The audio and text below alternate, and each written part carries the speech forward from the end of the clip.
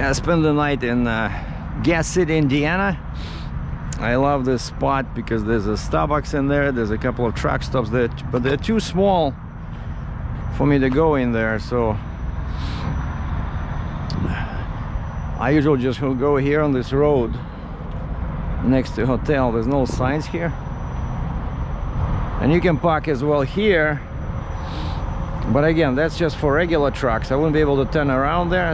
You have to back. And I checked the sunrise time. Sunrise, it is 8:15 Eastern time. Time now is 7:45, so we good to go. And I wanted to show you guys how I'm getting out of here, because this place, I already warmed up the engine, so we have good temperature.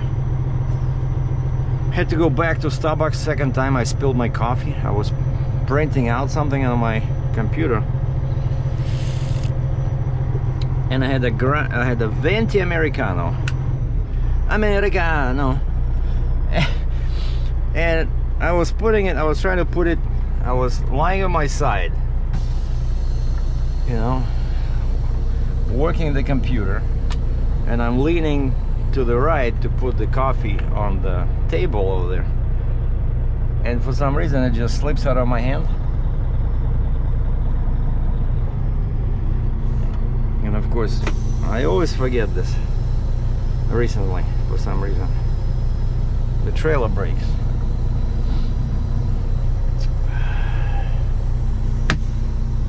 Have to wait a little bit.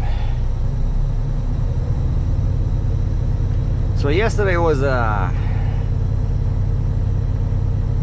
bit of an unusual day. In the morning, I got some encounter with DOT, and then they let me go, and then I'm driving through Louisville, and one of my fans calls me, and we chat. I never met him, but we chat quite often, maybe a couple of times a month over the phone. And I know he lives somewhere near Indianapolis. And so he calls me, he says, are you gonna stop at this Flying J, exit 95 on I-65, just south of Indianapolis? And I said, yeah, that's where I'm going. Because actually I looked up that Flying J was pretty big, according to Trucker Path.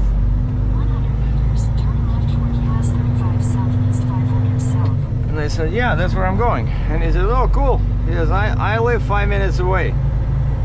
I'd like to meet you. I said, yeah, sure.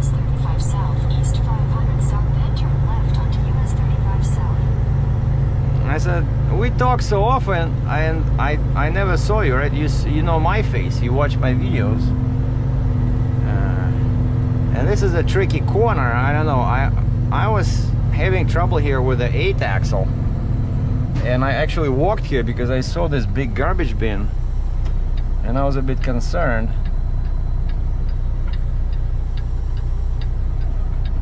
And now we have a porta toilet over here.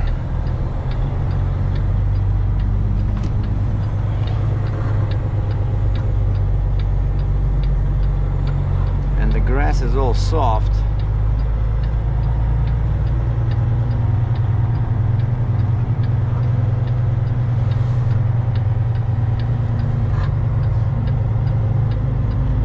And there's a big hole in there.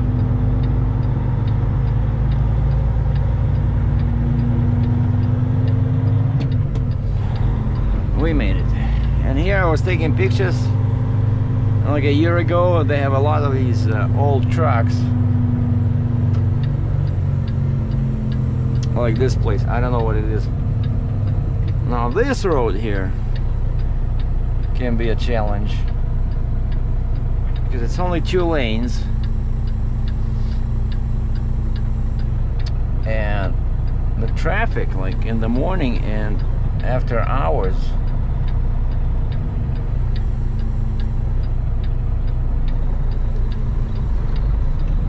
So you have to be very careful.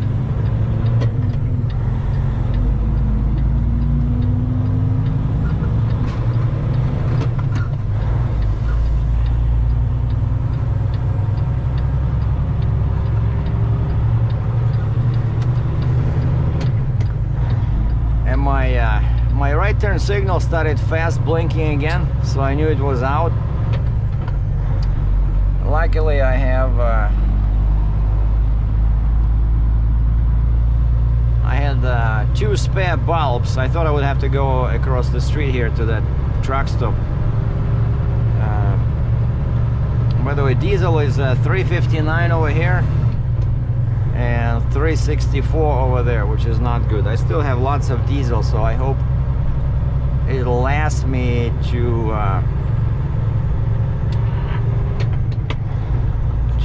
Port Huron, because over there it should be cheaper. And so yeah, I changed the bulb, but I don't like this. I'm gonna, when I'm back, and I'll go to that shop, you know, to check my turbo. I'll also ask him to try to find out what's causing this short, right? Why is this specifically the right bulb is it burns out all the time, you know?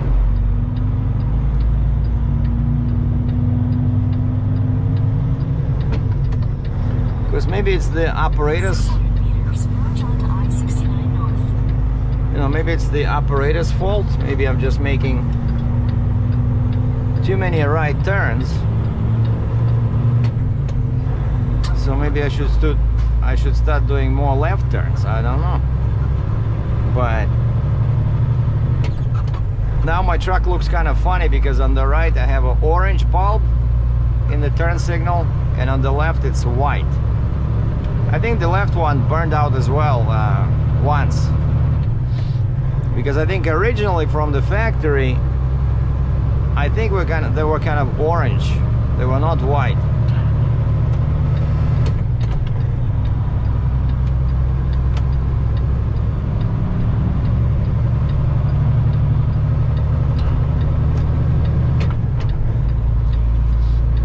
And so yeah, we met with this guy, and it was cool to meet, you know, the guy that you talk to on the phone all the time, and meet him face to face. So he used to be a trucker, then he was an instructor, you know, and so now he's retired, and he's likes watching my videos to kind of like help him, you know, bring the memories, like he's trucking again. And so I showed him the truck, we walked around, I showed him the excavator.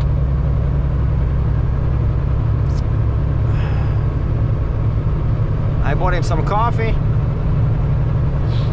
and he says decaf. I said, okay, I'll have decaf too. And so we went inside the Flying J, and they have this beans to cup, right? And even decaf, you know, tastes pretty good.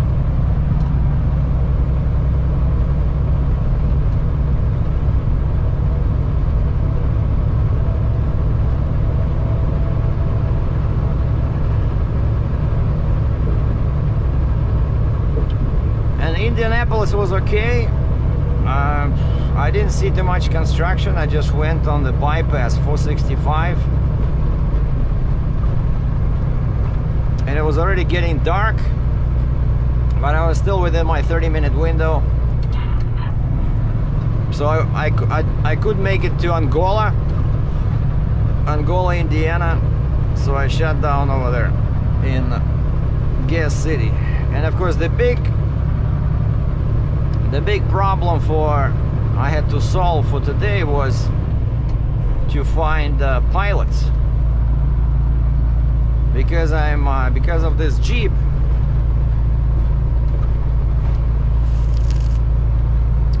if somebody's new, or if somebody didn't watch the previous videos about this epic trip. Basically, I was on the road since the end of August,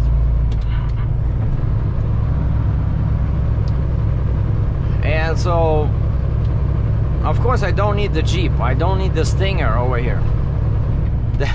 The problem is that all jurisdictions are different, and the load I did first, it was a dozer to Michigan in the middle of August, and that one, yeah, I just had 8 axles.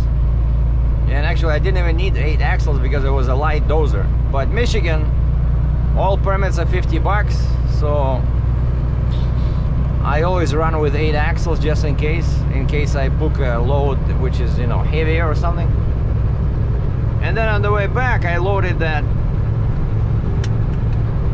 pipe layer, right, for Western Canada. And that one is fine. It was a bit on the very edge of good in terms of weight, because it was like 95,000 pounds. Well, I think it was more like 92. And so yeah, I loaded that one on 8 axles, but I couldn't take it to Alberta on 8 axles because they don't recognize the lift axle on the truck, and they don't recognize quad trailers. So you have to have a Stinger, you have to have a Jeep. And I don't have a single axle Jeep, I only have a tandem Jeep, so I had to use the tandem Jeep and the booster. And so I changed the trailer, my modular trailer, when I stopped by in my yard in Cambridge, right? And then I just went through Canada, so it took a long time. And then I did a couple of more loads, right? And so now I have the Jeep in there on the deck. And I'm from Ontario. I cannot just leave my Jeep somewhere there in Alberta. What if I need it over here, right? And that's why I did that. What was it? That gearbox. I moved that gearbox on 9 axles from Pincher Creek, Alberta to Sioux Falls, South Dakota. Right? And then they loaded the Jeep. I drove to Jackson, Tennessee, unloaded the Jeep, hooked it up, because again, I cannot leave it over there.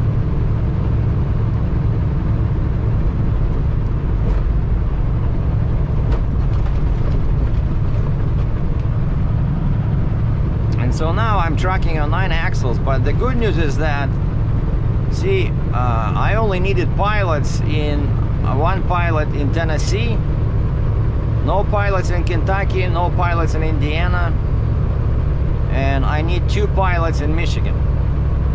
So it's my business expense, right? It's still cheaper than shipping the Jeep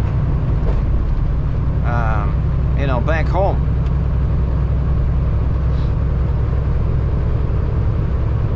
Because I could have hired somebody, right? Just load the Jeep 9,000 pounds and go from Jackson, Tennessee, let's say to Cambridge, let's say 900 miles. It'll still be probably at least $2,000. So it's the same thing. Either I'm shipping it or I'm paying for a pilot. So the pilot in Tennessee was $300. And Michigan will be probably about $750, somewhere there. So basically $1,000 US for 2 pilots over there and 1 pilot in Tennessee. So it's still cheaper. But what do you do? That's the reality. You go somewhere with a big setup, you cannot just leave that setup in a foreign jurisdiction. You have to take it with you. So that's why you gotta be careful, what loads you pick. That's why I don't like doing very light loads, because yeah, I can leave all my axles, right? My trailer is only tandem trailer. I can leave all my axles at home. I can leave the long neck, if somebody's paying me good money to do you know, a light load. But then I might have issues trying to find a reload, because chances of that new load being light are very slim. So it's always better to be heavy, but I find that, yeah, for myself, the most universal setup is just, you know, 8 axles. And then I can do probably 95,000 pounds in the States, in Canada, except Western Canada.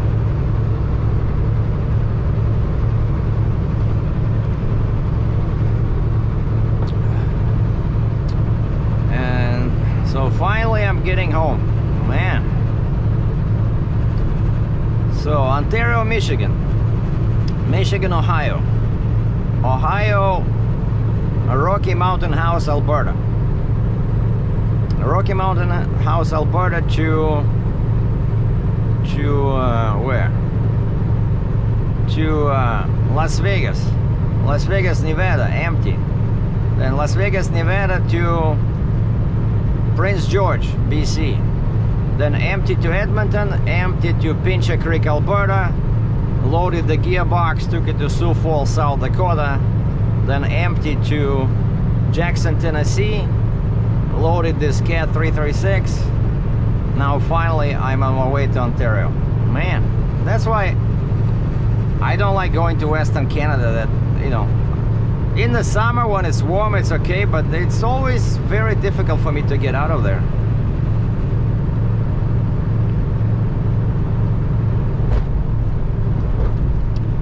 Because they have good rates, usually they have good rates coming in, you know, like from US to Alberta, but getting out is just, it's pretty much, you might as well go empty, you know, somewhere. And ideally that's what I was trying to find. I was trying to find, let's say, Las Vegas to Ontario, or maybe Alberta to Ohio, so that then I can, you know, let's say, I think that last time that's what happened, right? I picked up, it was a similar Cat excavator from south of Calgary, and it took me to, I think it was Ohio, Michigan, or PA, something like that. And then from there I just went home empty.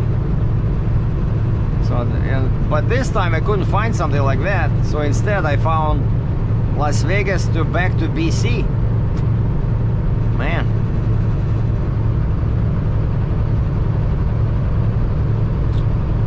So yeah, and I checked with my accordion supplier, that Russian factory. The guy represents that Russian Tula factory of Russian accordions, because I'm getting the second one, like a custom, you know, all bells and whistles, kind of like a turbocharged model.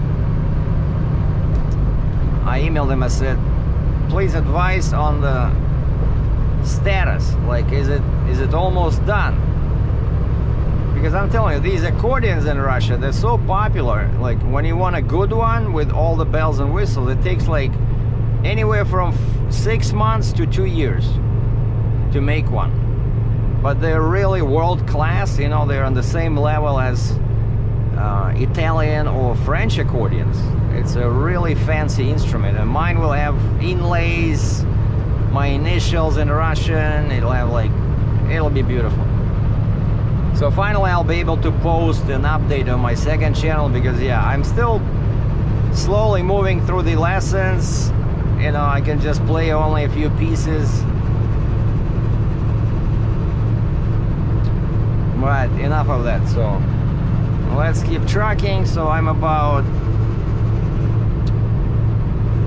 85 miles away from the petrol in Angola. So that's where my two pilots are meeting me, just south of the Michigan line. And I gotta remember to drop my lift axle, because Michigan, when you overweight, they want all axles to be on the ground.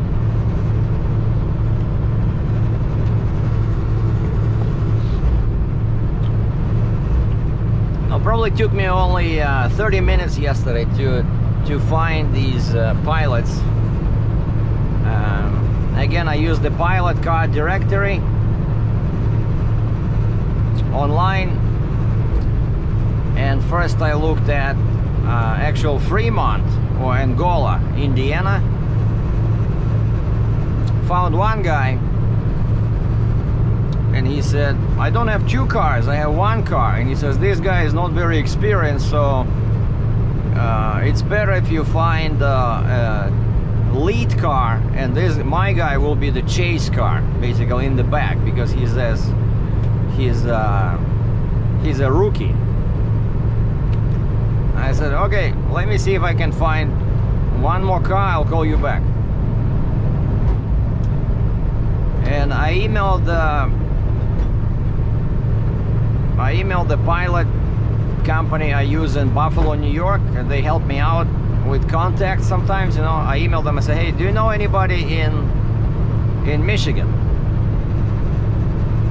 I said, need 2 pilots for Monday. And they emailed me back, and she says, try this lady. And she gave me because you know, a lot of them know each other because they collaborate. And so she gave me the name of the lady. I called her, and she says, yeah, I can have a car, but I don't have 2, I have 1. I said, perfect, because I already found 1, I just need the second one. And I told her where to meet me. We agreed that they want cash, they don't like credit cards. Which is funny because I love credit cards, I don't like cash, but you know, you gotta find a way to make it work. So I said, yeah, it's fine. I said, just tell your guy to meet me at the Petro in Angola, because that's what I told the first guy. And so that's what's happening. And then I got up at 5 o'clock for some reason. So I changed the bulb, I checked the engine's oil, I checked all my chains, went to Starbucks, bought coffee, printed my ACI manifest for the border, which I did the border crossing the night before. Then spilled my coffee, went back to Starbucks, got the smaller one, and now we're rolling. So the plan for today is to cross the bridge, because it's not that far. So I don't have the permit yet. The first thing I did, I think it was like 6 o'clock this time, I emailed my permit broke. I know they're on Central Time, but she said she'll be there at 7, so now it's 8:08, so she must be in the office already.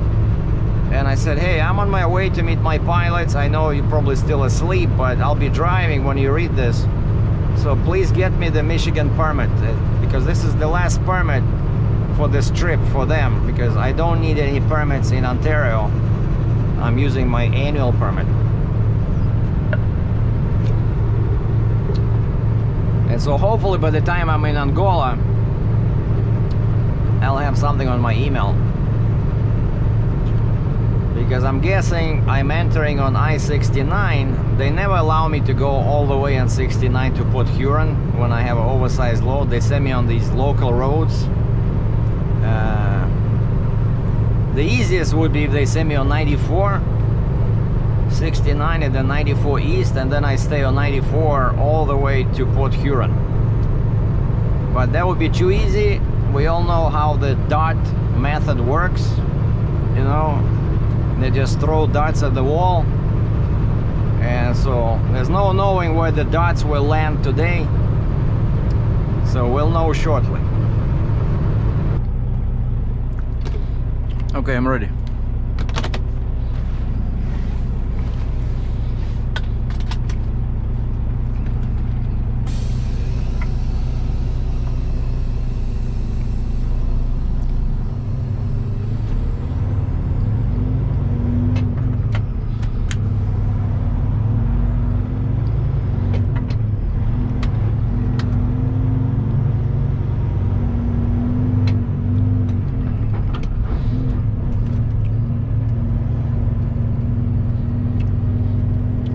2 pilots. 86,000 pound excavator.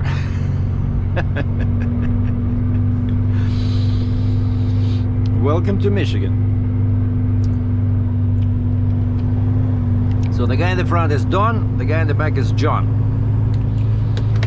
Don and John. Nice to meet you, Don. Yes, sir. Turn right onto North Baker Road, then turn right onto the I-69 North Ramp.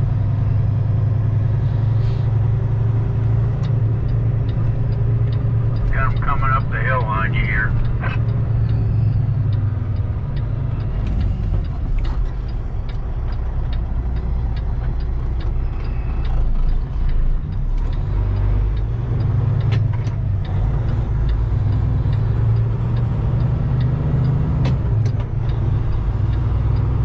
Look good back here.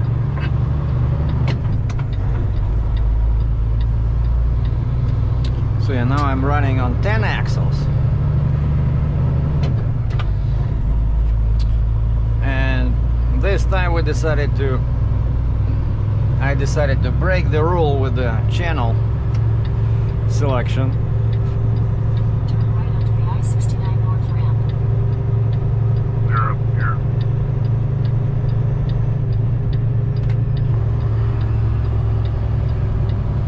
So using In 600 meters, Channel turn 5. I-69 North.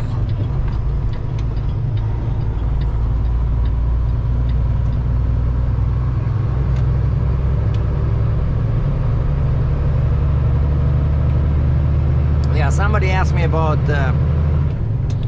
2 levers on the 5th wheel.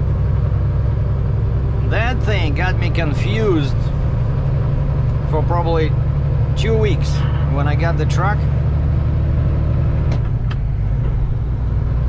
because I never had the truck with 2 levers on the 5th wheel. My previous Mac was Big car.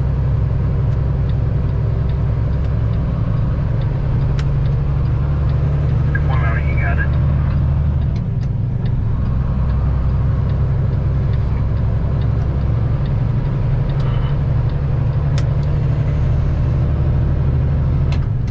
my previous Mac was a single lever. Can you see everything coming up on you, or you want me to call the 18th out? No, only if it's oversized. Only if it's oversized. Okay.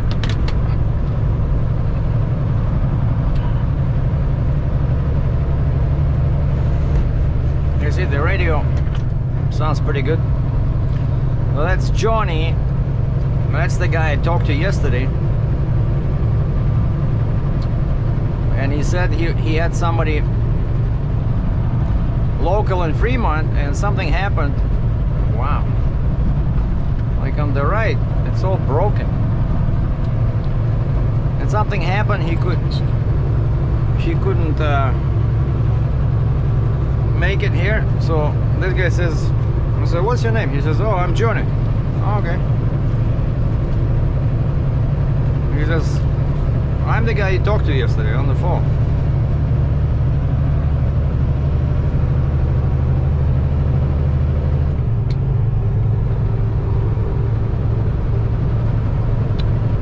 Welcome to Michigan.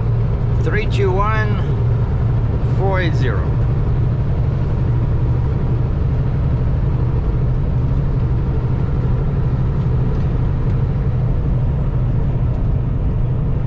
I'm still writing down my mileage.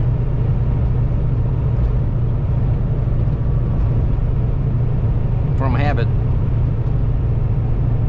Okay, I think we need exit 24, 124.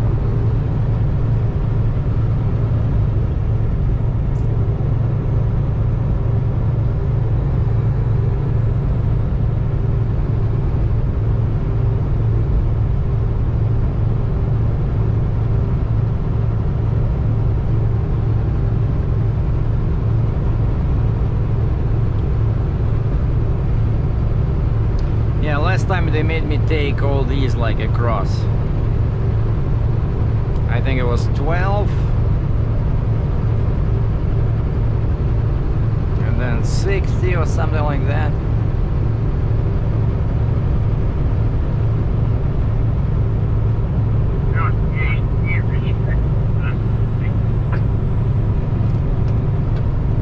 Sorry, what was that? I didn't see any speed restrictions on your permit. Yeah, it's because I only gave you a first page. Oh, okay. So we're passing exit 115. This is I-94. And we need exit 124 because they're sending us on detour.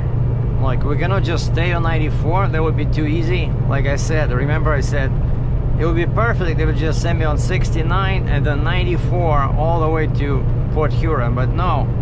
Now we have to take 99, which goes like this north, and then just east of Lansing it hooks up with I-96.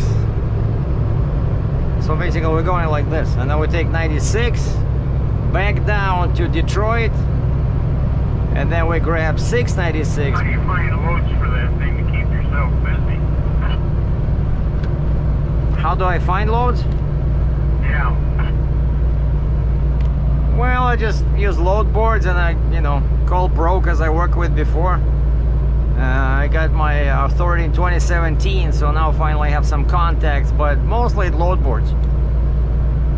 Okay.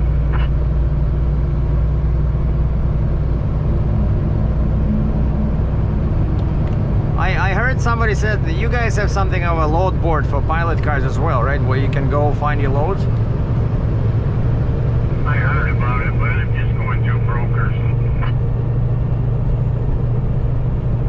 Yeah, there is one called pilot or loadcover.com, but you gotta be very careful. A lot of people on there don't pay. Oh, okay.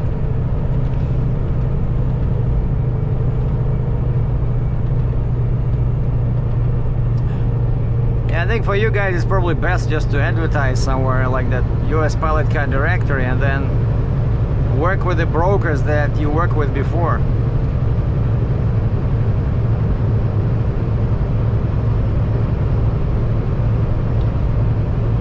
Yeah, I use a website that's called the MailChimp, mailchimp.com. It's a free website. You can create like an email list, and I put all my brokers in there that I worked with before for loads, and now I have about 140 names in there. And so once in a while, maybe once a month, I send out an email saying, like RGN truck available. And then sometimes, I get some offers, like 1 or 2 offers that these are the guys I trust. They have good credit. I worked with them before, and they pay good. So this MailChimp.com, it's a pretty good, nifty trick to stay in touch with your customers. Well, that's pretty cool.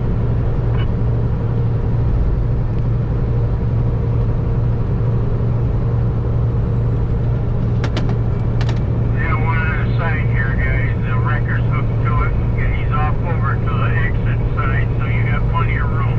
I don't believe you gotta get over. Right there's up behind us if you do need over. No, it looks good. Lots of room. Yeah, there's an extra lane in there.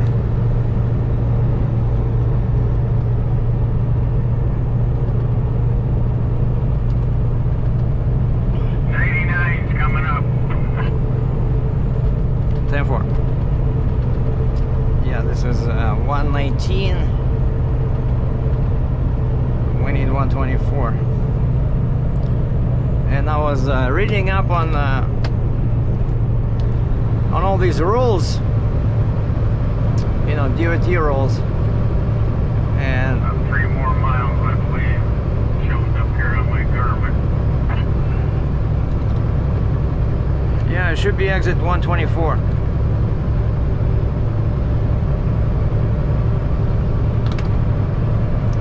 And the guy in the front, Don, was saying that in Michigan you know, if they catch you speeding, once you go over 15 miles per hour,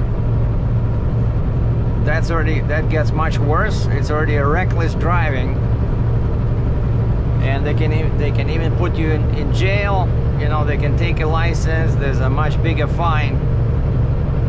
So if it's less than 15 miles, then it's just speeding. Because these guys, you know, they're constantly driving, so they know the rules. And again, he says he has a friend who's a retired cop, and he says they often talk about 18 on the side here. You're clear.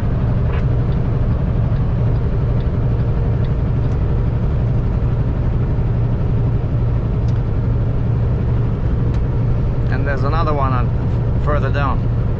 Yeah, but he's not by the exit. He's partially onto the exit. Okay, going right. Here, hold on. You got a truck coming up. Hold on. Oh yeah, 10-4. He's flying down through here.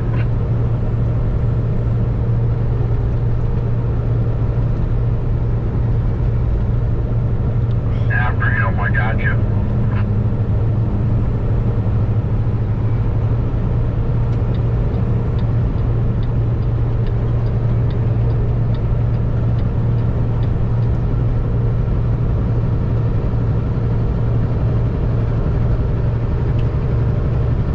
Okay, 121.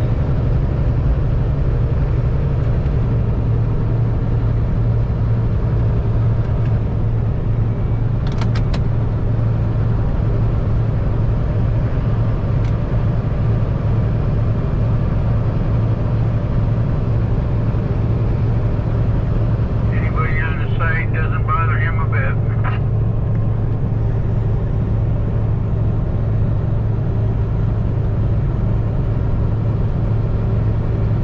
No, he just kept hammering right on down, the idiot.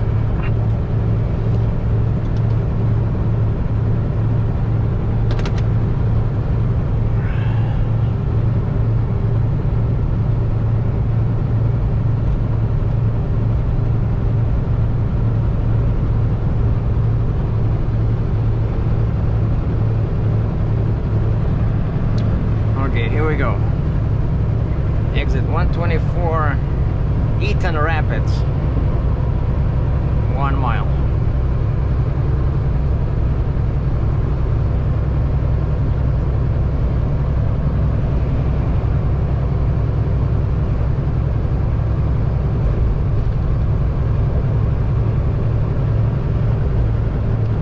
Now this is gonna be a fun ride.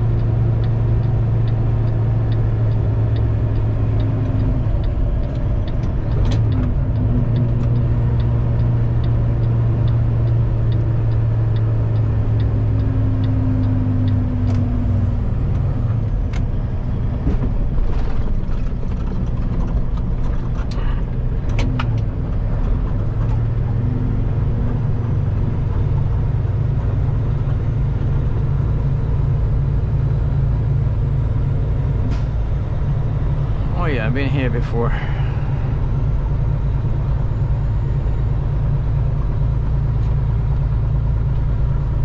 Clear both ways. Yeah, 10-4. Still gotta stop.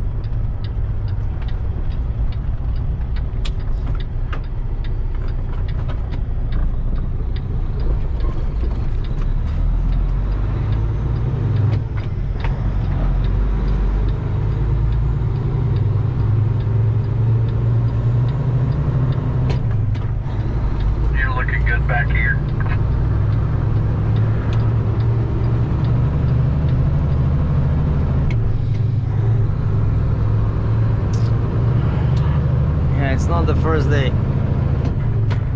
I drive with this setup. Basically, you gotta go really wide and then watch your right mirror. So that's it. Bye bye 94. And so now we're gonna be on this 2-lane, I don't know, 40 miles.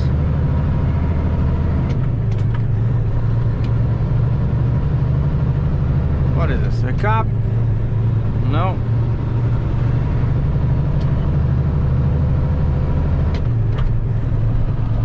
So welcome to rural Michigan. Lansing, 37 miles.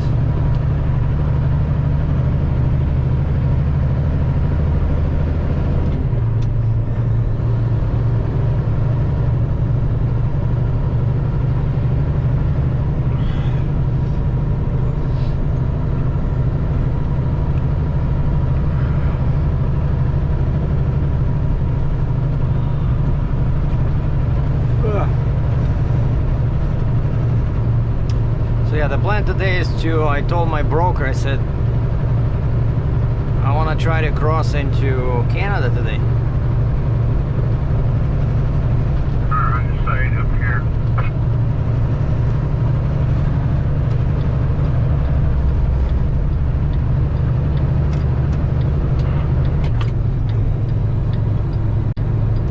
Cleared.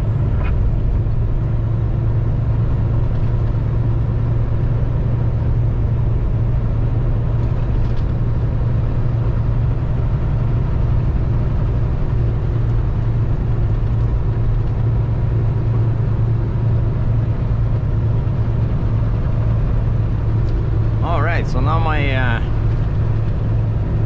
Google found this route.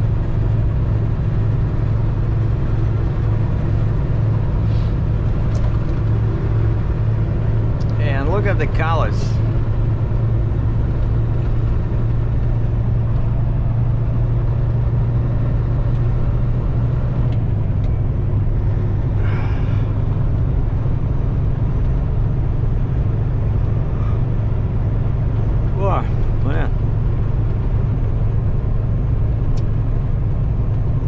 Clouds today, not dark, you know, like that 3-4 days I was driving from South Dakota, man, it was so depressing, you know, like raining day and night, dark skies, you know.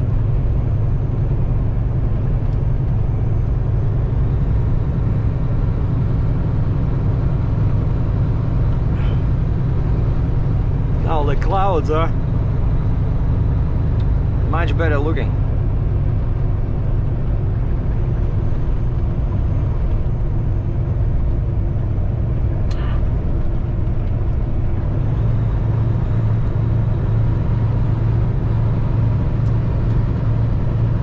So these guys charge, I think the guy in the back charges $1.55. This guy said $1.60.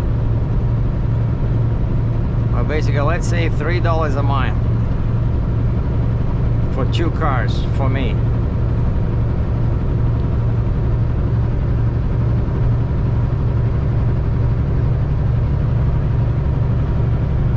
So I think it's gonna be close to,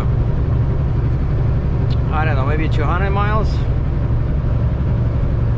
But last time we did this with Teresa, the other pilot I used in the past, I think it was close to $800 US for 2 cars.